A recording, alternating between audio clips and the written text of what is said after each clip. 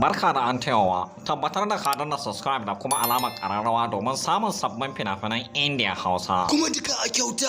Indian Hausa Channel TV. Banza falalu.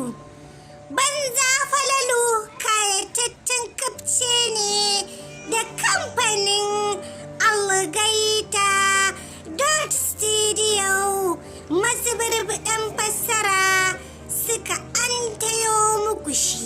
Banza falalu kayataccen labari ne akan wani jarumi mai ɗaukar fansa. Shekara 25 kenan gogon naka yana dakon wannan fansa a cikin zuciyarsa.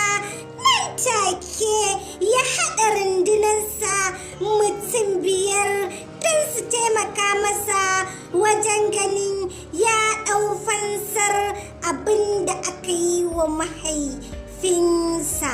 Da jin abokin karawan nasu yana shela yana neman mawaka na gasar sabuwar shekara.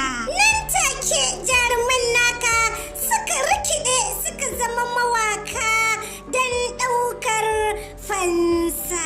Sai dai gogin naka ya ci riba 2 a tafiyarsa, ya lashe gasar duniyar ga kofin zinariya haɗa da ya sheke wanda ya sheke mashi mahaifi. Tabbas wannan kafce na kunshe da cakwakiyoyi fin wanda na furta a baya. Kai dai neman naka kayitaccen kafce na fim ɗin banza